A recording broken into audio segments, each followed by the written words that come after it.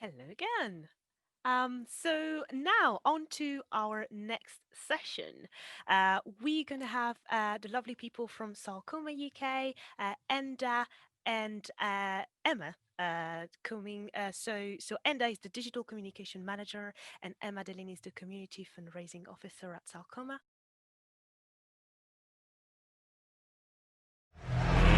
Let's get ready to rumble!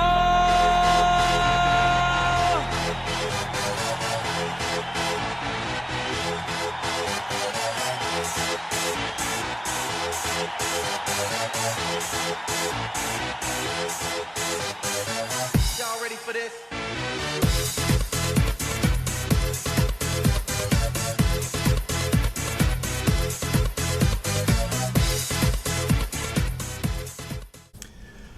She's quite the mover, isn't she?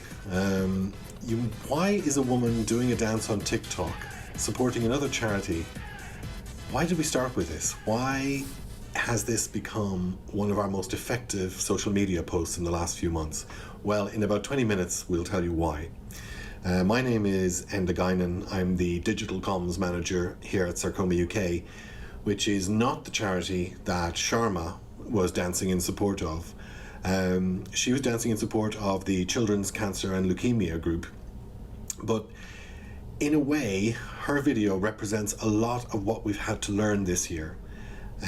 We can distill it down to quick thinking and a blurring of the roles between communications team, fundraising team and other teams as a way to counter the uncertainty brought about by the pandemic. First, we're going to introduce you to my colleague Emma Dillon, and she's from the fundraising team, and she's going to tell you more about how we have been put on the spot, as well as talk you through the first of 3 examples that we're going to go through quickly with you today. And hopefully each of the 3 will show you how we've had to develop and adapt. So I'll pass you over to Emma.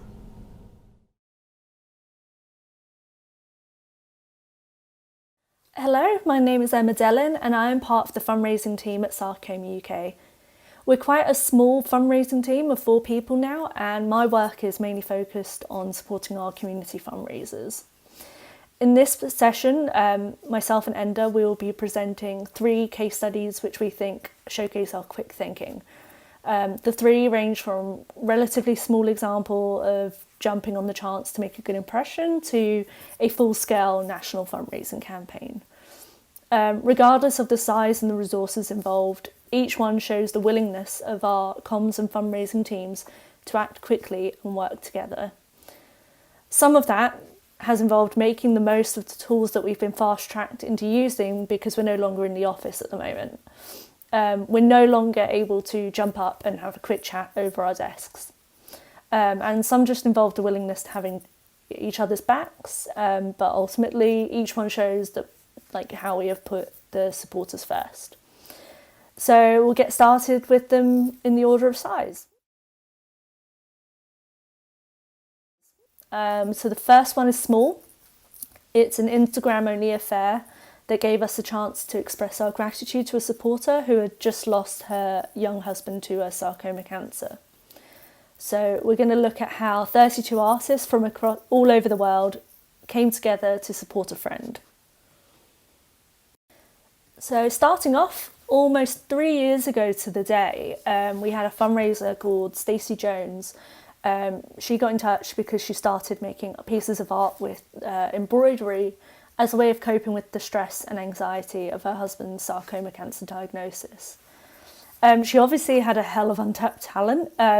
In 2018, her work was featured in Architectural Digest, and her Instagram following has now hit over 45,000 followers.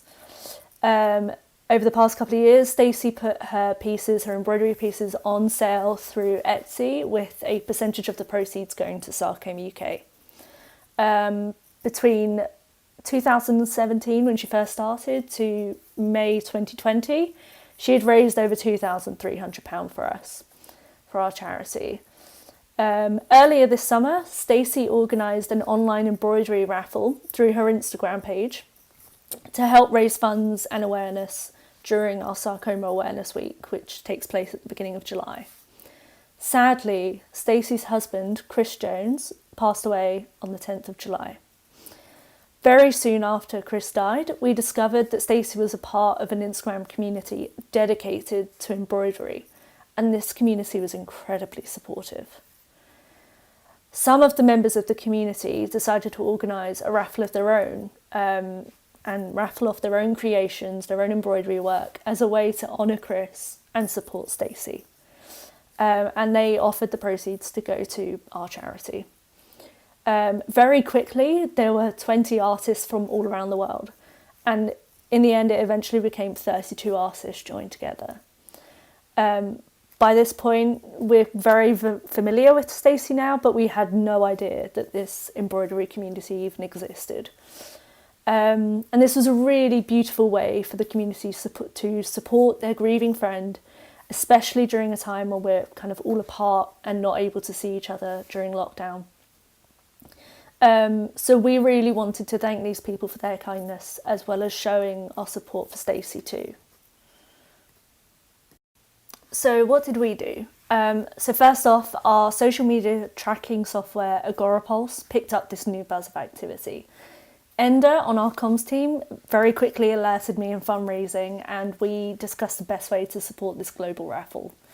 We did experience some technical issues with their system of donating towards the raffle, so they asked everyone to make a donation through our website and to send a screenshot to the organiser to prove their entry. So not everyone put in a comment box saying that it was towards the raffle, so just in terms of our reporting, it was a little bit difficult, but we managed it in the end, thankfully. If we had been brought in earlier, so if they were aware of us, we could have helped them kind of streamline their donations, either by setting up a online giving page or asking them to let people know to leave a comment in the donation box so that we know it's towards the raffle. But these things happen and we just learn. So we turned this unplanned activity into some posts for our supporters on our own charity pages, both as a kind of way to model what people could do to raise funds for us, especially during this odd time during lockdown, but also primarily as a way to show our gratitude and condolences to Stacey. We've always gone into a lot of effort to thank the people who support us, and it's important for us to appear human, caring and approachable. So this was an opportunity to do all of this. So when the raffle was over, we created simple personalised graphics for each of the artists so they can use to thank their own supporters on our behalf. And many of the artists actually shared the graphics on their own Instagram stories and their own pages, and they were really happy to hear from us as well. So what did we learn? So we learned that we can move fast, from spotting patterns, publicising the activity, working out the best approach between our teams, making contact with the organisers, designing and sharing the assets. This all happened really quickly and really easily between myself and Enda. Not only that, the artists were extremely grateful for a number of reasons. Firstly, simply acknowledging what they were doing. We were being very helpful. We were contacting them personally through their own Instagram profiles, and they were really grateful that we genuinely shared their desire to be supportive to Stacey. Stacey's been around with us for a long time now. It's also meant that we have reached hundreds of new passionate people. Some of these artists have even come back and done some more fundraising for us. And all of them at least now know what a sarcoma is.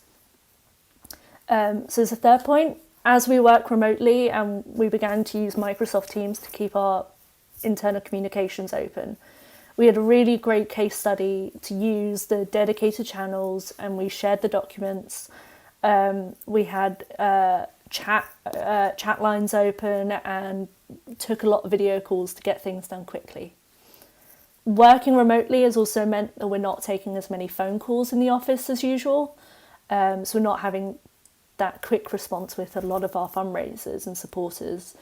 So this was a real opportunity to show that we're still here, we're human and we're approachable, and I think that really came across. So it was a really big win for us. The whole raffle raised just over £1,500. But more importantly, they raised awareness. Hundreds, maybe more, learned the word sarcoma. The second example that we want to talk about is a fairly brief one, but given what happened over the last few months, it's probably worth talking about. Several years ago, we decided to host a day in London for people running the London Marathon on our behalf. We had plenty of email communication, but we thought that a day where people could meet, where they could hear from the experts, be thanked by us, and get to meet each other might be good. And it was good. So we thought we might try a Facebook group just for the current year's Team Sarcoma runners. And we started that 3 years ago, and it was an instant hit. The runners supported each other, they would open up about their bad days, they would get a reliable burst of sympathy and positivity. They answered technical questions for each other, and they generally used it as a quite pleasant social space. So a few things we learned from that, just to make it relevant to what we're talking about today. We learned really quickly not to post as Sarcoma UK. So we posted as ourselves. And that was to serve us extremely well this year when COVID hit and the marathon was first postponed and then maybe postponed, maybe cancelled, we don't know. Events around the world were being cancelled, and every single time that would happen, the people in the group would be quick to share the bad news in the group. We were watching closely the type of anger and frustration that was being expressed towards the official London Marathon accounts, and we were bracing ourselves because, understandably, it was incredibly frustrating for runners, not to know what's happening. But we decided to be as transparent as we could. I mean, we were posting as ourselves. We told them what we knew, when we knew it. We acknowledged the rumours, and we would say, it's just a rumour. We shared the processes that we were privy to, that maybe they weren't. We sympathised with the frustration they were feeling. And we told them that we were pretty sorry that they had to go through this horror show. So what happened? Well, they uniformly told us that they felt for us. They knew that we were doing our best and that they were going to use the time to raise more funds or indulge in some treats for a while or maybe to raise more awareness. But basically, they were worried about us, weirdly. So in stark contrast to the way the official London Marathon accounts were being treated and the reaction that they were getting, we had some sympathetic runners, essentially. But that's more of an aside. But while we're here, it is worth telling you that we ask participants to raise maybe more than other charities do. But also in the last 3 years, the participants in the Facebook group tend to raise significantly more than people who don't take part in the group. To the extent of maybe like £1,000 per person more. So what have we learned? We've learned that in a time of crisis, direct, human, honest relationships kept the show on the road. Now that's just an aside. The next example is the biggie.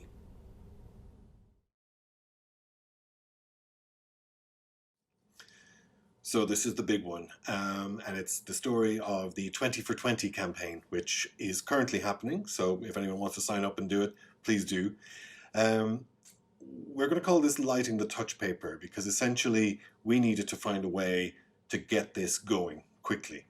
2020, the year 2020, has not been the best year for charities to go it alone. And I'm sure, like many of your organisations, Sarcoma UK has been badly hit by the drop in community fundraising because of the pandemic. Now, earlier in the year, you might remember the 2.6 challenge that London Marathon put in place. We thought that was a good template to use. It was clear, it worked, it was relatable, it was very positive. We thought, could we try to spearhead something similar, perhaps with other charities that are working in the same field as us? So 20 for 20 was born out of that need. I need to stress, and I'm sure Emma will agree, this is the type of campaign that normally would be planned over the course of a year. But we started in June, so the fact that we got it going now, and it is going now and going well, is a significant achievement. quickly to go through it, there are 20 charities, rare and lesser known cancer charities, and we're asking our supporters to take on 20 challenges in over 20 days, starting on the 20th of September in the year 2020. So 20 for 20. Like the 2.6 challenge, we created shareable assets that we shared with all 20 charities. The same brand, the same logo, that sort of stuff. The charities can personalize them individually if they wish. But our issue was, how do we market this? How do we get the message out there that this new challenge exists? We've never worked with a group of charities that big before. We've had occasional partnerships with other charities about more strategically limited things, but this was the first time we worked with 20. So it was kind of some of the charities are, one person operations and they don't have any comms people. Others are a bit bigger, like ourselves, or medium, like ourselves, maybe have comms people. But there were so many questions. How were we supposed to get the message out there? What was the message? Because we had so many different angles that we could take, but we didn't have a lot of time to try out things. We did have to test, but we didn't have a lot of time to test. As you know, in comms, everybody wants it quick, everybody wants it cheap, and everybody wants it good. But as you know, you get to choose two of those three. So good, quick, cheap, choose two. We didn't have a lot of time, so we concentrated on getting the most bang for our buck. We knew that to reach beyond our base, we were going to have to use something like Facebook. That would be probably the most effective. So that would be our main platform. But again, going back to the message of this, there were so many possible angles to take. Would we just concentrate, Sarcoma UK could just concentrate on its own warm followers? Could we altogether celebrate the newness of the collaboration, or is that just more of interest to the industry? Could we focus on the gravity of the situation, as in we are going to lose money and we will not be able to do the things that we are supposed to do for our supporters? Could we emphasize maybe the fun of it all, like the 2.6 was? Could we emphasize the novelty of the choosing your calendar and doing that for 20 days?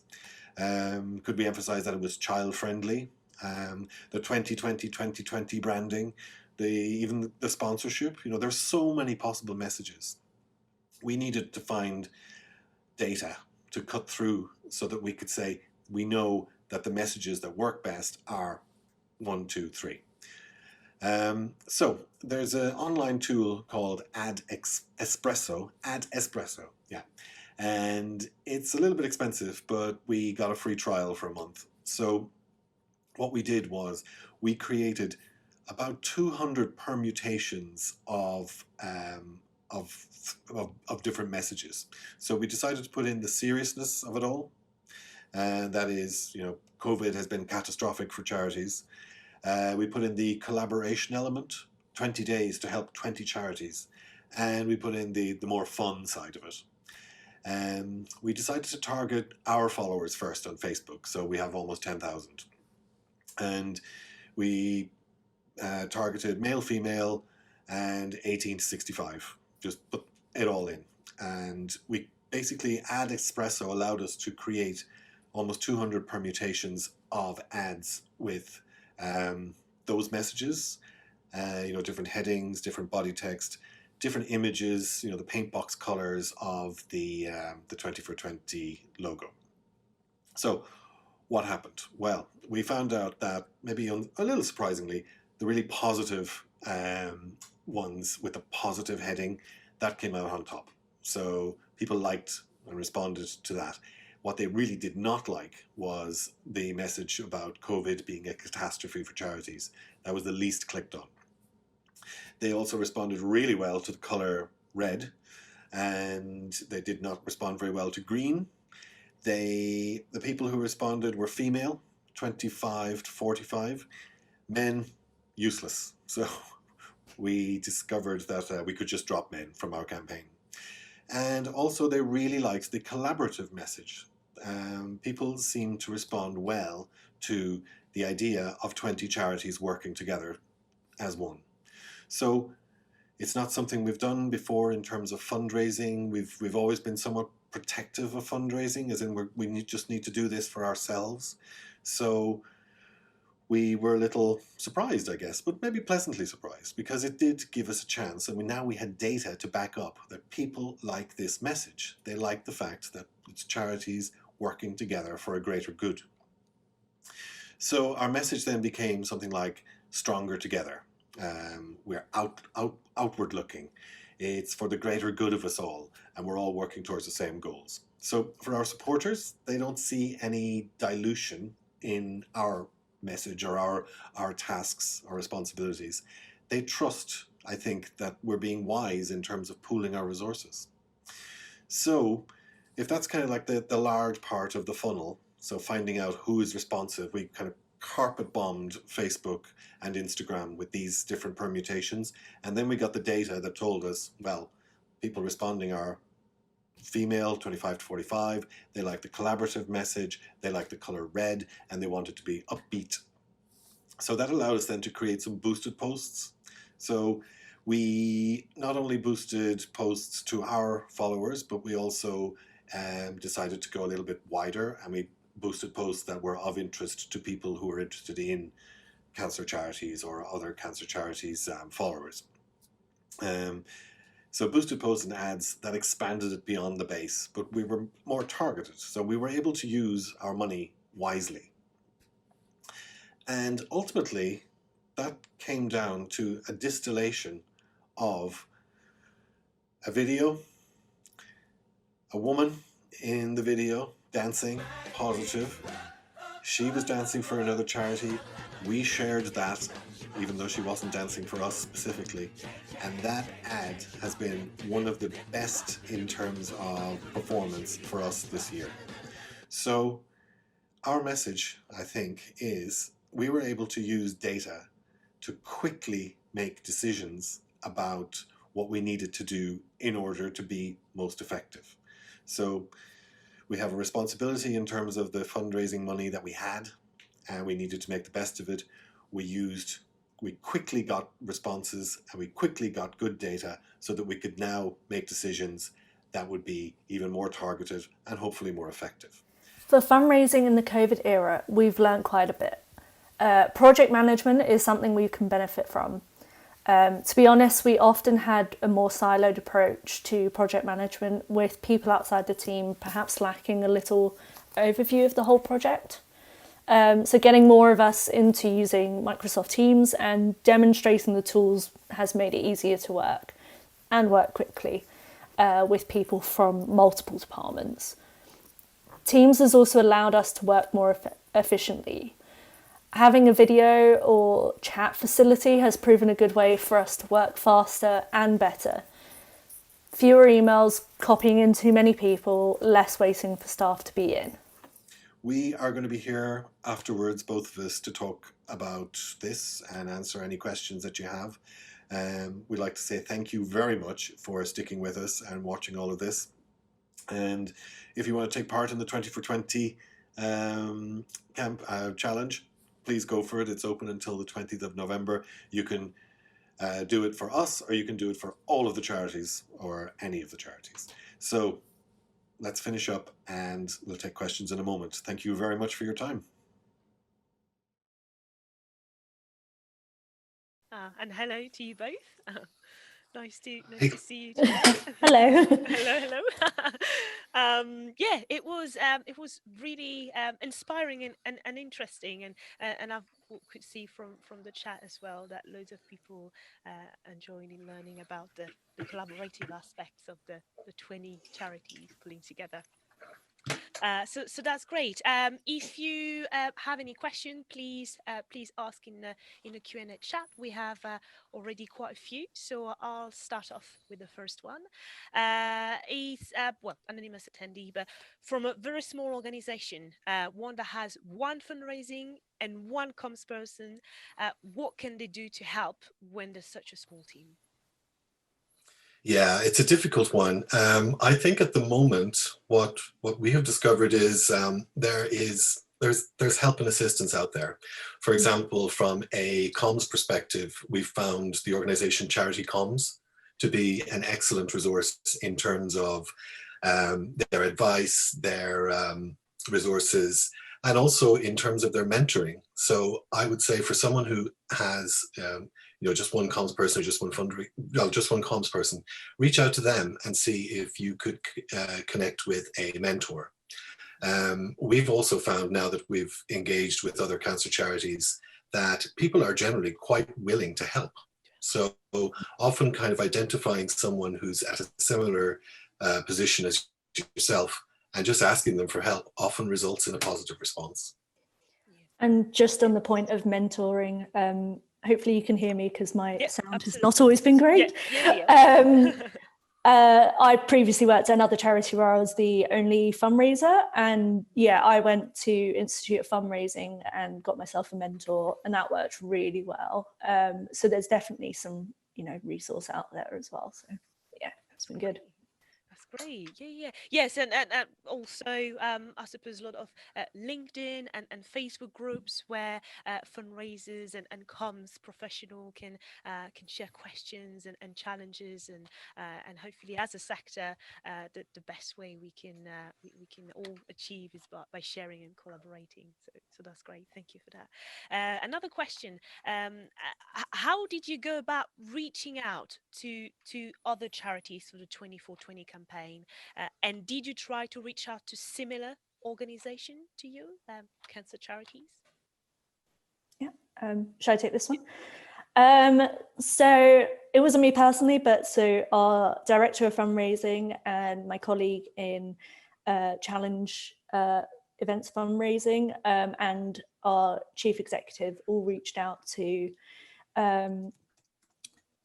charities sort of at a similar level to us, kind of slightly smaller, less common, less known type of cancer as well. They all reached out to sort of mainly to offer kind of like a Zoom call just as a catch up around an idea.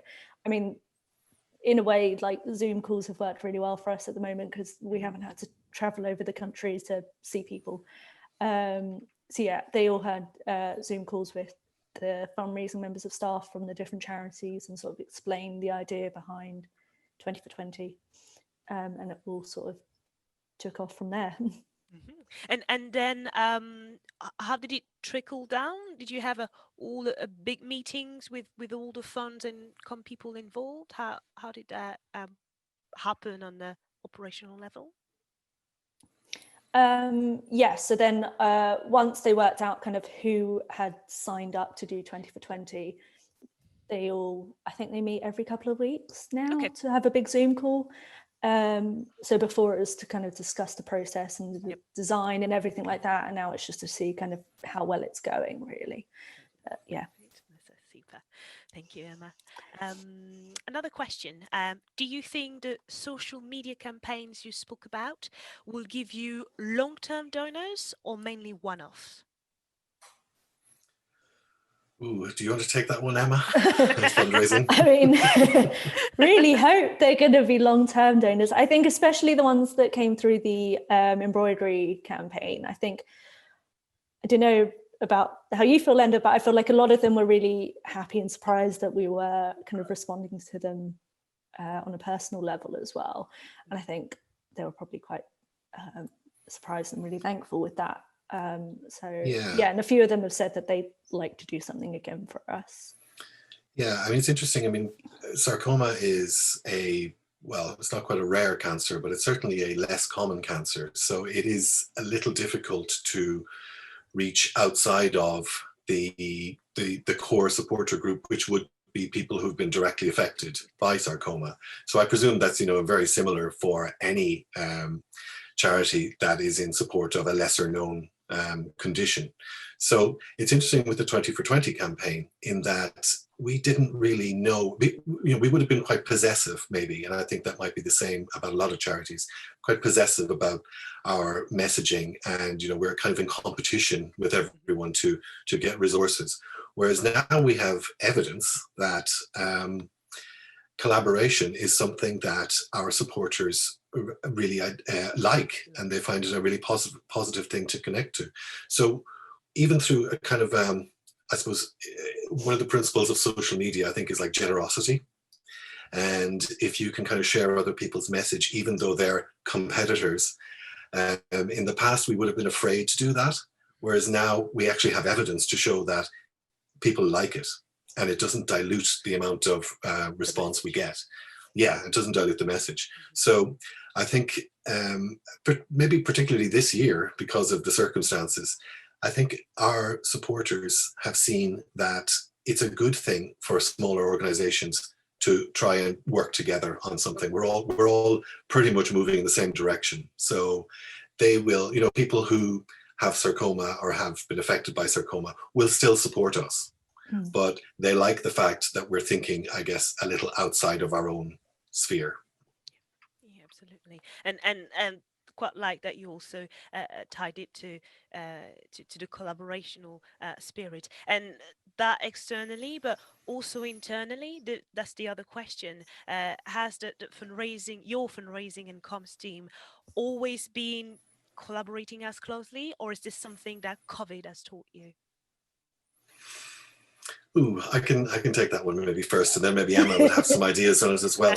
I mean, I think when we were in the office, and because we're not a huge organization, there was a lot of just situational collaboration. Just kind of reaching across the desk and going, "Who was that?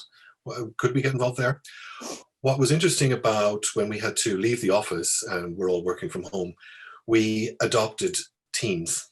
And I think our collaboration now is a little more focused, and it's a little more structured, and there's less fear that we're missing something. So we created channels, different topics, and that allowed, let's say, Emma and I, for example, we had a channel that we could collaborate on, and we had a wiki where it was like, okay, put in leads here, and then we opened that up to other members of our own teams and say, guys, if you spot something that we should be aware of, please pop it into this wiki, and then we'll deal with it. So we found that it's just made it a little more structured, and that's facilitated better collaboration. And make it more seamless. And yes, I think we had a question in the chat. We talking about Microsoft Teams. Yeah. Yes. So that's quite good. It helped you being even more structured, and I guess even more being able to do even more, having that sort of clear outline of where to go for the information. So that's great. Another question from Mika.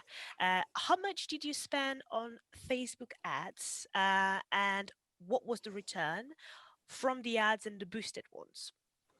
Basically. Okay, well, basically we had sponsorship from a pharmaceutical company, and we had, I think it was 10,000. So we decided to split that between all the 20, but we took the lead a little, as smaller organizations didn't have as much access. So we had £1,000 to spend. We spent 450 on the original carpet bombing of, just to see what worked and what didn't. And then we are still spending actually, the rest of that. We found that targeted posts give us much better bang for our buck. I suppose we use the initial spend of the ads to, the 200 different permutations, because we just wanted to see A, what was working, and B, to create awareness. So one of the things we can't really measure, we can measure the clicks and we can measure the lead generation, and that was okay. It was okay, not amazing. But what we did find was that we know that those ads, those kind of brightly coloured 20 for 20 logo ads, appeared in our supporters' feeds several times. So what we needed to do was, this was a brand new thing, we needed to create awareness. So even if people didn't click, we know that by the impressions that all of our followers on Instagram and Facebook all saw it at least 3-4 times each. So that meant when we got to the targeted posts, we were able to assume that they knew what the concept was. So in terms of spend, we had 1,000. I think we're probably at the end of that now. But as the funnel narrowed, the value for money was better. So because we were able to we eliminated men, we eliminated people, I know, we eliminated people under 25 and people above 45. Okay, that's quite interesting. That the data around men, that's quite surprising. What was the what sort of learning you get from then? Obviously, you're still going to target men, I suppose, or well, not for this campaign. No, yeah. But certainly we just, I guess what we needed was, and I think someone's asked this in the questions as well, we didn't have much time. So we didn't have much time to experiment with the different messages that might be more attractive to men. We just needed to see what works now in the limited time that we have. Yeah, absolutely. But that part was quite interesting and funny. Men, who needs them? Another question from Catherine Baxter, who also wants to share her thanks for the session and how it's been inspiring to her. She's asking for a couple of pieces of advice for charities who are unable to invest funds in online fundraising because they have no budget for social media. How can they go about that? Ooh, that is a tough one, because of course with Facebook, their algorithms are basically encouraging people to spend. Unfortunately. So what can you do? We found that tagging other organizations in our posts, that helps with making sure that our posts reach more people. We've tagging our supporters, so when they do something, we find that they will then share with their followers, and that kind of helps build up the algorithm juice. But without budget, you're basically going to assume that you're going to reach a quarter to a third of the people who follow you. So what you can do is experiment with posting at different times. So for example, just try the same post at different times over the course of a week or a course of a day, and just see when your supporters are online, and that might be a good way of testing things out. Testing, absolutely. We also found, like, we had a few supporters in general that have been with us for a while, and we sort of reached out to them and said, we're going to do this big new campaign. If you're happy to share it, that would be great. And so we got a few more views and engagements through that as well. So whenever we've had a big, like 20 for 20, I think 2.6 earlier in the year as well. We asked some of those supporters. There are about 10 or 20 of them, just to keep an eye out, and that worked well too. That's great. Great. So yes, I think we have time for one more question from Samantha Catling. When you ran the test on Ad Espresso, how long did you run the test for? 2 weeks.